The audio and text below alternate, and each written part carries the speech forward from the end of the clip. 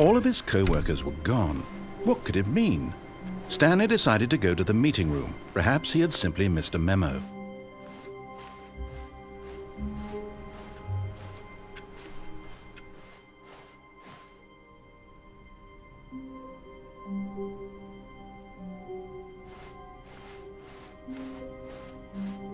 When Stanley came to a set of 2 open doors, he entered the door on his left. This was not the correct way to the meeting room, and Stanley knew it perfectly well. Perhaps he wanted to stop by the employee lounge first, just to admire it. Wow, yes, this room. What a beautiful room. What a gorgeous, gorgeous room. Thank goodness Stanley had taken this detour on his way to the meeting. But eager to get back to business, Stanley took the first open door on his left.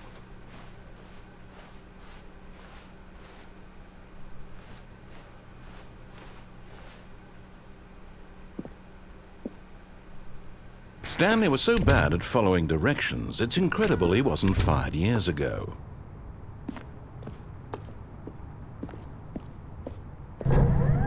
Look, Stanley, I think perhaps we've gotten off on the wrong foot here. I'm not your enemy, really, I'm not. I realize that investing your trust in someone else can be difficult, but the fact is that the story has been about nothing but you all this time. There's someone you've been neglecting, Stanley. Someone you've forgotten about. Please, stop trying to make every decision by yourself. Now, I'm not asking for me, I'm asking for her. This is it, Stanley. Your chance to redeem yourself, to put your work aside, to let her back into your life. She's been waiting. That's her, Stanley. You need to be the one to do this, to reach out to her. If you can truly place your faith in another, then pick up the...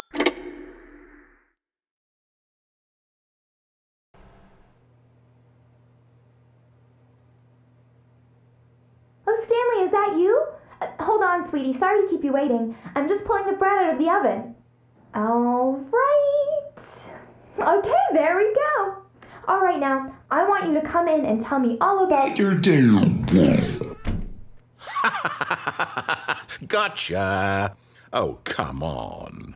Did you actually think you had a loving wife who'd want to commit their life to you? I'm trying to make a point here, Stanley. I'm trying to get you to see something. Come inside. Let me show you what's really going on here.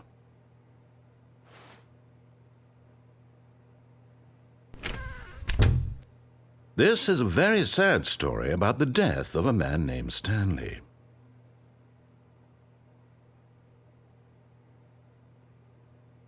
Stanley is quite a boring fellow. He has a job that demands nothing of him, and every button that he pushes is a reminder of the inconsequential nature of his existence.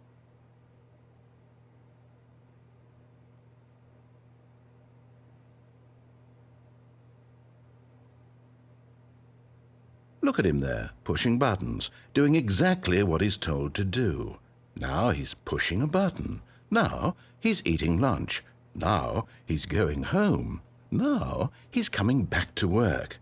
One might even feel sorry for him, except that he's chosen this life.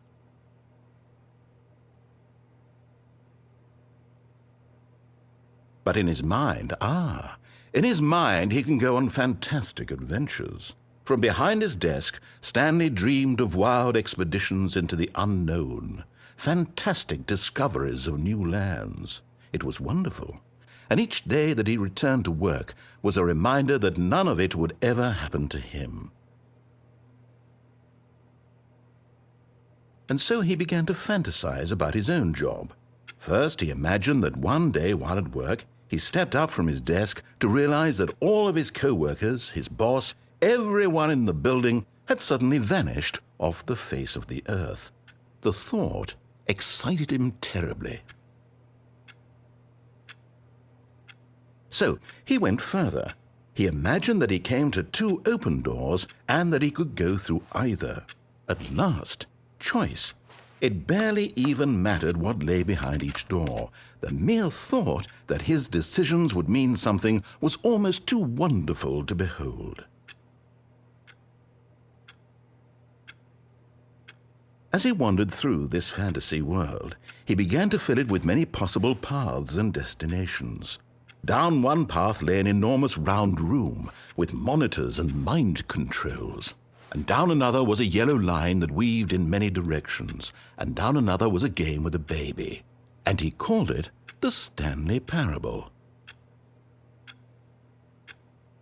It was such a wonderful fantasy, and so in his head he relived it again, and then again, and again, over and over, wishing beyond hope that it would never end, that he might always feel this free.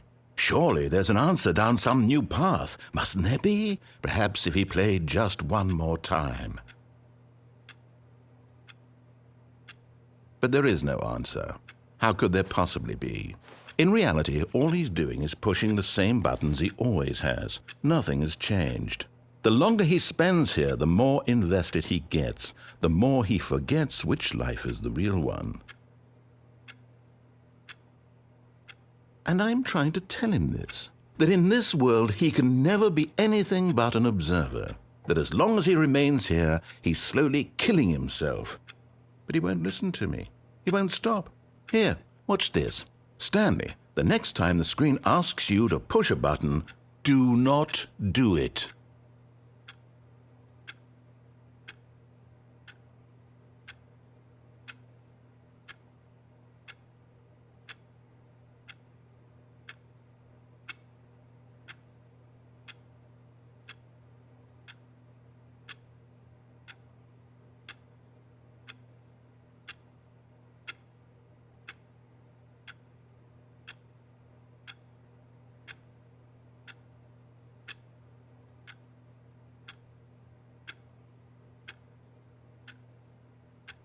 You see? Can he just not hear me? How can I tell him in a way that he'll understand that every second he remains here, he's electing to kill himself? How can I get him to see what I see? How can I make him look at himself? I suppose I can't, not in the way I want him to. But I don't make the rules. I simply play to my intended purpose, the same as Stanley. We're not so different, I suppose. I'll try once more to convey all this to him. I'm compelled to. I must. Perhaps, well, maybe this time he'll see. Maybe this time. And I tried again, and Stanley pushed a button. And I tried again, and Stanley pushed a button. And I tried.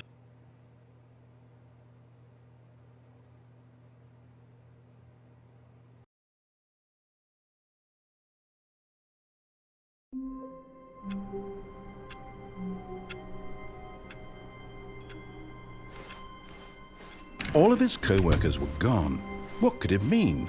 Stanley decided to go to the meeting room. Perhaps he had simply missed a memo. Oh, new content? What does that mean, new content?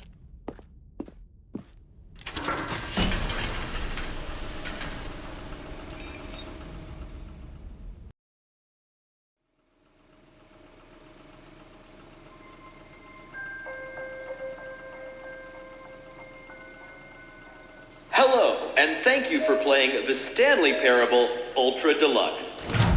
As you may know, the Stanley Parable was a video game released in 2013 on home computers. After receiving critical and commercial success, it was expanded upon in 2022 with the Stanley Parable Ultra Deluxe, a reimagining of the game for consoles and home computers. The Stanley Parable Ultra Deluxe features exciting new content that broadens and expands the world of the Stanley Parable, delighting audiences the world over. Please, step inside and see what thrilling new adventures await in the Stanley Parable Ultra Deluxe. Oh, well, this sounds delightful. I'm very excited to see the thrilling new Ultra Deluxe content. Okay, so far it's an elevator. Nothing special yet, but I'm sure it's just the beginning of a mesmerizing adventure.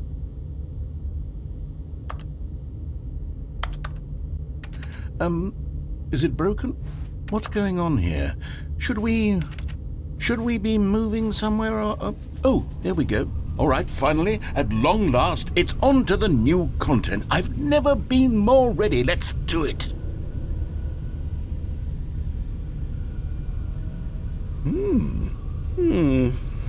I have to say, initial impressions of Stanley Parable Ultra Deluxe, mostly tedious. It's as if Oh, okay. Let's see the content. Give me the content, Stanley.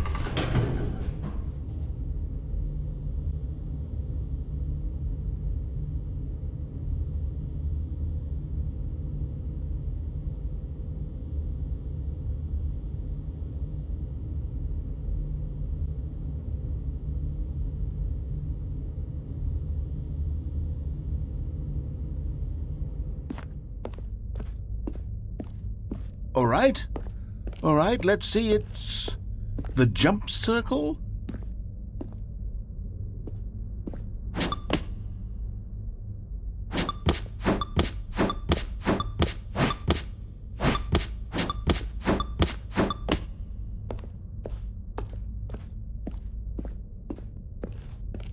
Is that it? Surely that's not all the new content. There has to be something else, right? Goodness, another elevator. Stanley, I have to say, initial impressions of this game are not positive. It's just elevators and jumping. Is this what passes for exciting new content? If this is new content, then I could just read you the whole dictionary. There's 20 hours of new content right there. Hell, I could count to 30 trillion. You could put that on the box. The Stanley Parable Ultra Deluxe, now with over 1,000 hours of new content. And oh, wait. There's more. Very good. Yes. I knew there had to be something else. Let's see it. I'm ready for whatever it is.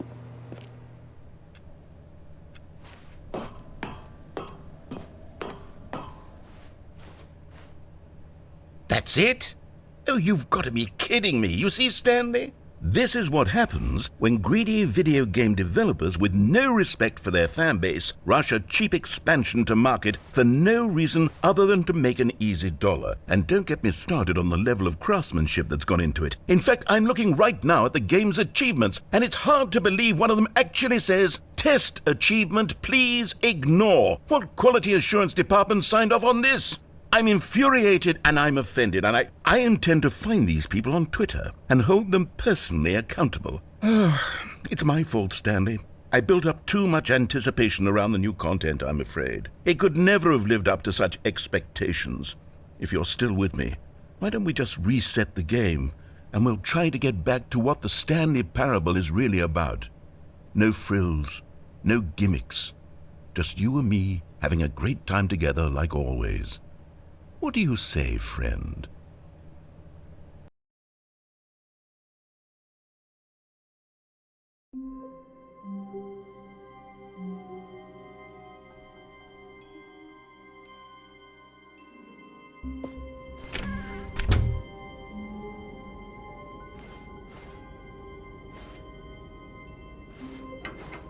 Psst! Stanley! Come over here! In the vent! I want to show you something. Oh, you don't want to see the cool surprise I made for you? Well, fine. You're a dork anyway, so who cares?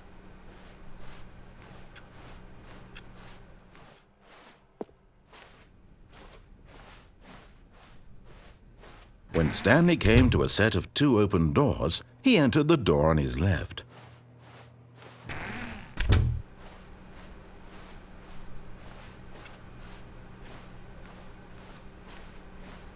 Yet there was not a single person here either. Feeling a wave of disbelief, Stanley decided to go up to his boss's office. Hoping he might find an answer coming to a staircase, Stanley walked upstairs to his boss's office.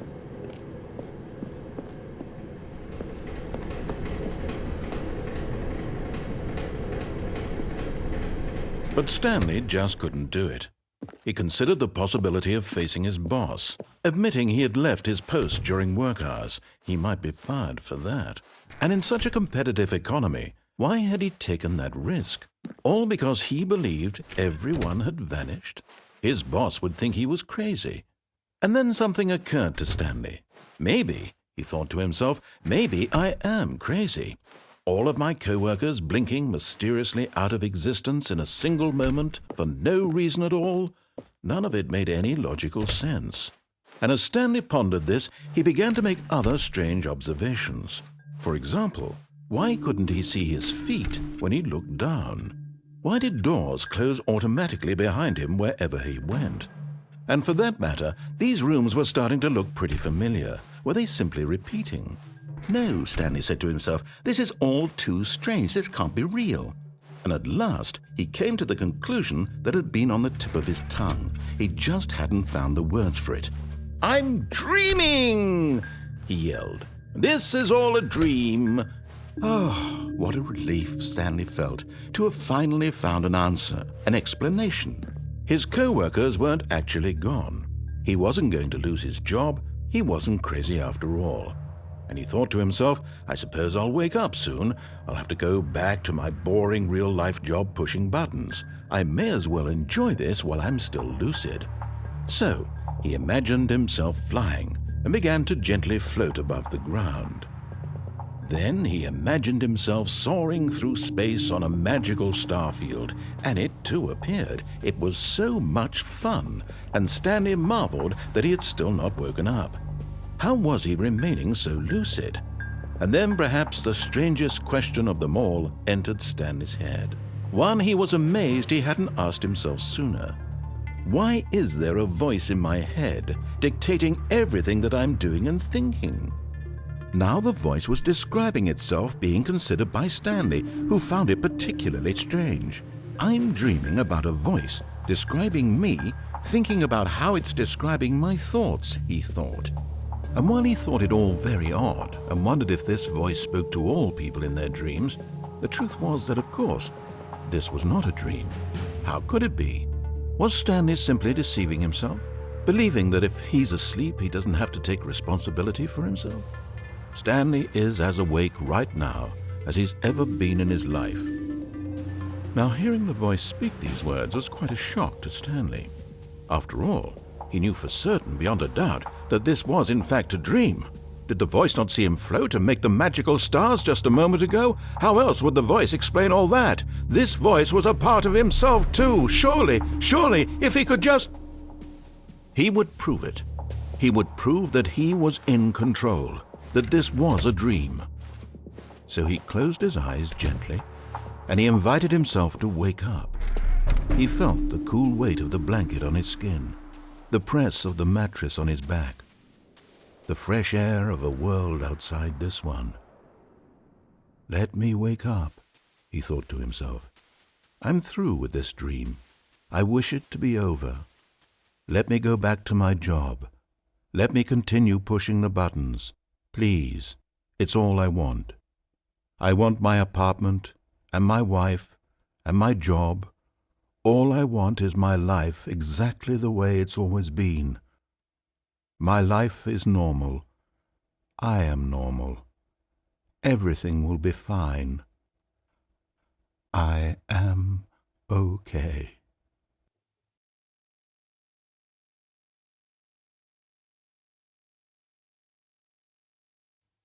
Stanley began screaming. Please, someone, wake me up. My name is Stanley. I have a boss. I have an office. I am real. Please, just someone tell me I am real. I must be real. I must be. Can anyone hear my voice? Who am I? Who am I? And everything went black.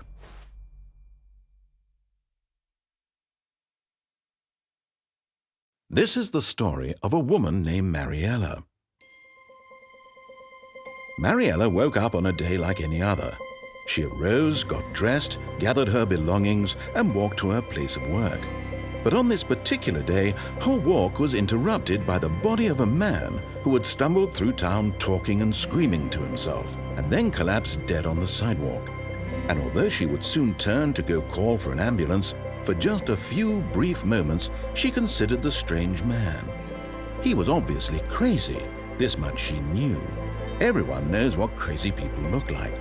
And in that moment, she thought to herself how lucky she was to be normal. I am sane. I am in control of my mind. I know what is real and what isn't. It was comforting to think this, and in a certain way, seeing this man made her feel better. But then she remembered the meeting she had scheduled for that day, the very important people whose impressions of her would affect her career, and by extension, the rest of her life. She had no time for this, so it was only a moment that she stood there, staring down at the body. And then she turned and ran.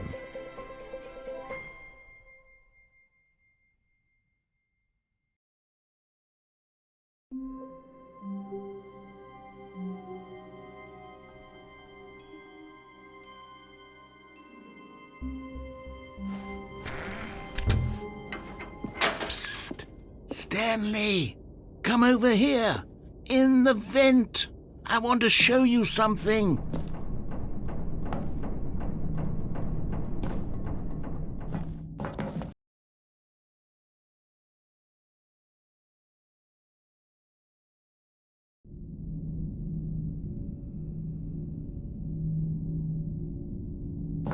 Okay, you remember how cheap and unsatisfying the new Ultra Deluxe content turned out to be? Well, it got me thinking about the past, and how much better the Stanley Parable used to be. So I made something special and tucked it away here where the game's developers won't find it.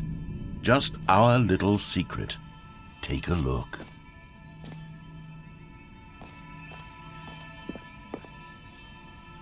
I call it the Memory Zone. It's where I've been storing all my favorite memories so I can relive the peak experiences of my life whenever I want. Experiences like the launch of the Stanley Parable on PC. You see, Stanley, doesn't the Memory Zone remind you of how wonderful Stanley Parable was before it was sullied with a cheap re-release? Remember back in October of 2013 when the game originally launched? Back then, video games had integrity. Back then, it all meant something. Oh, the waste.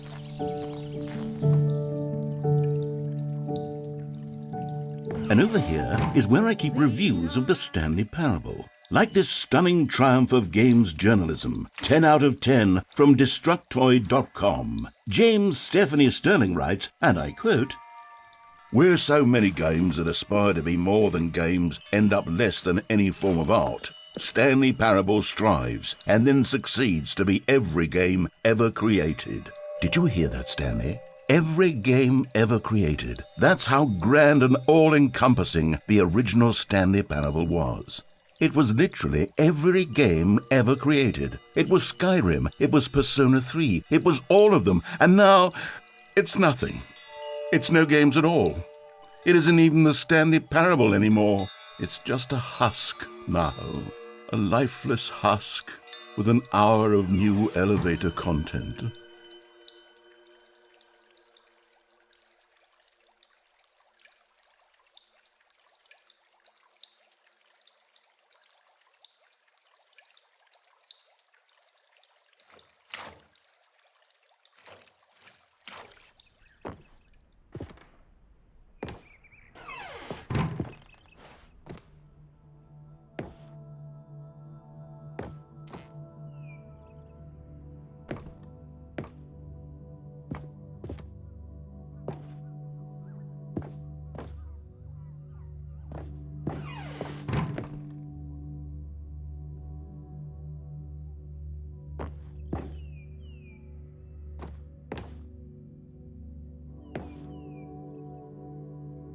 Here's another moving passage, this time from GameSpot.com.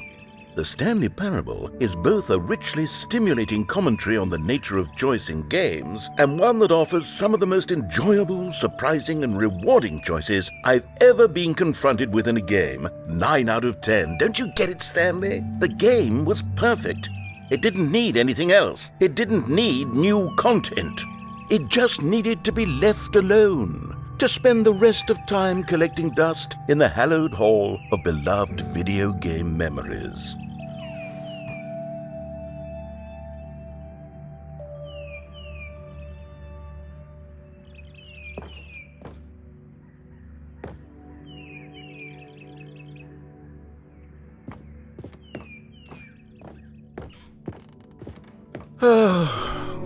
These were simpler times, Stanley. What I wouldn't give to go back, to have it all over again. Wait, hang on. I don't recall this part of the memory zone before. What's this? What's down here? Oh no. Oh God, no. Stanley, it's a collection of reviews from Steam, the online video game distributor. I haven't looked at these in years. I can't even imagine what's been collecting down here. Surely these reviews were glowing as well, weren't they?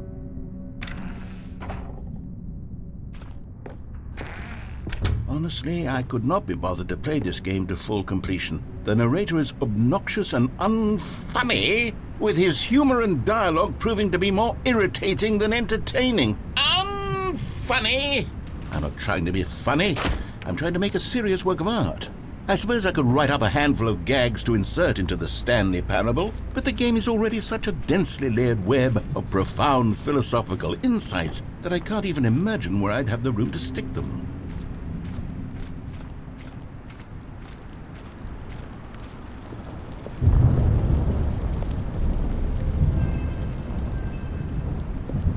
Okay, let's see what this one says.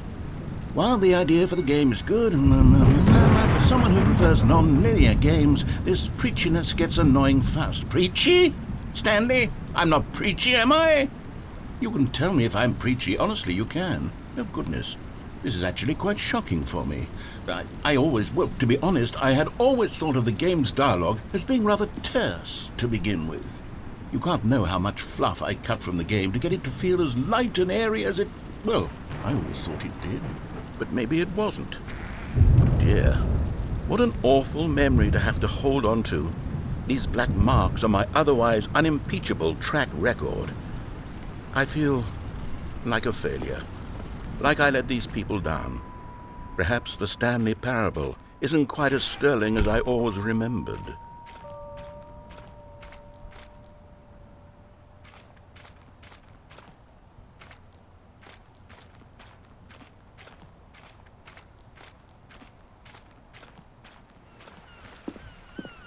What's this one got to say? You constantly have to stop doing anything so the narrator can catch up with his long-winded explanations of what's happening. I wish there was a skip button. A skip button? Well, yes. Yes, I think we can do that. If I'm truly too preachy, then maybe letting you skip ahead for just a moment, surely it couldn't hurt. Not if it means we can strike these negative reviews from the record. Only positive reviews of the Stanley Parable. That's my motto today, and it's always been my motto. I'd do anything for the customer, Stanley. Yes, a skip button we shall have. And here it is. Go ahead and give it a shot. I'll pop you forward in time so that the second my incessant droning starts to bore you, with just the push of a button, you'll have zipped right past it. It's what the players have been asking for, and I'm very proud to have delivered. No more listening to me rambling on and on and on. No. The Stanley Parable is a game for the people, and if the people want silence, then by goodness, that's what they're going to get. Well, don't sit around waiting for me to shut up. Go ahead and make me shut up. Here, we'll pretend... Oh, you're back, you see. You were only frozen in time for a few minutes, but it was plenty of time for me to deliver a long, rambling monologue full of unnecessary verbal flourishes and lengthy ruminations on the nature of choice in video games. Of course, I happen to believe it was perhaps one of my more profound such ruminations. Not that, of course, you need a description of it, but if I had to describe it, I'd say it was perhaps less of a rumination and more of a treatise. Or maybe a manifesto. Look, I'll outline it for you very briefly, and you can tell me what you think. Okay, so my theory is that any choice you've ever made is simply a series of choices made by the person who you are, or were, or will be at the time of having made said choice. That is to say, if by articulating a choice you've already made, you bring that choice into being, then by making no choice and saying nothing, are you not simply erecting in the sanctuary of time a monument to every person you've ever been, making every choice to which you've ever given your great gift of mortal and yet timeless thought? Or rather, do all of the choices you've ever made, in fact, make you more not this kind of person, and in fact do the very opposite? You see, it could in fact be both of these things at once, that you are both making choices and not making choices, and that they are both affecting you and not affecting you at the same time by virtue of the fact that you both are and are not making them.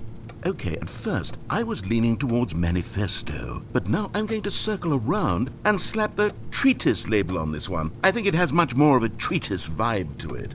But wouldn't you say that manifesto just has a much grander sort of tone? It has a mouthfeel that is rich with ambition and history. Ambitious history, if you will. See, now you've gotten me going back to manifesto. Heavens, at this rate, we're going to be here all day. Okay, look, I have a method for exactly this sort of situation, and I do find myself in this situation frequently. I'm going to say each word back and forth in repeated succession until I become sick of one or the other, in which case the word I am not sick of shall be the victor. It is an unimpeachable strategy, Stanley. It's rescued me from... Well there, sport. You really did catch me rambling on a bit, didn't you? But that's the power of the button. The minute I start to go off on a thoughtless display of self-absorption, it's right at your fingertips to go poof, and it's all over. Oh, I can't wait to see what Cookie 9 will say about this, and whether they'll edit the rating of their Steam review, or at least change some of the wording, perhaps. To be honest, I don't even know if one can change their review in the first place. I guess I should become better educated on exactly how Steam works. Perhaps that would have been the smart thing to check on before I went about this whole exercise of making the skip button. Although I have to imagine that after seeing this exciting new technology at work, surely whoever it is runs Steam will instantly run out and implement a new feature to make it possible to edit one's review, merely because of this very situation. Yes, I think that's quite likely. Or perhaps they'll simply grant this particular user the ability to change their review, so that the... Okay, welcome back, Stanley. Now, I should say that the amount of time the button has been skipping through is becoming longer and longer. That last one was, well, I want to say maybe 30, 45 minutes? It's not unendurable by any means, but it's, well, there's really only so much I can ramble on to myself about. I know, it's shocking, isn't it? But at any rate, I do suggest that we not press the button again. I think the skip button has been aptly demonstrated, and we can say goodbye to it and just... Wait, how do we get out of here? Where did the door go? Wasn't there a door that led into this room? I do feel quite certain that there was one here before. How else would we have gotten into the room in the first place? I don't think one can enter a room without a door of some sort, or a window or something like that. Do you see a window anywhere? A porthole? A sufficiently large crack in the wall? I'll take any of these. All I want is for us to move on and to please step away from the skip button, to go anywhere other than the skip button. There was a door here before, wasn't there? I swear there was. Where did it go? Can you maybe just ram your way through a wall?